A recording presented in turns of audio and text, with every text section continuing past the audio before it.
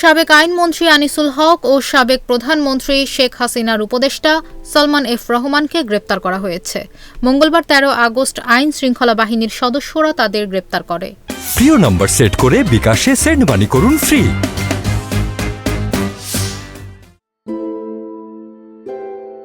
DMP commissioner Mainul Hasan সাংবাদিকদের এ তথ্য নিশ্চিত করেন। তিনি জানান, নিউমার্কেট থানার একটি মামলায় রাজধানীর সদরঘাট এলাকা থেকে তাদের গ্রেপ্তার করা হয়।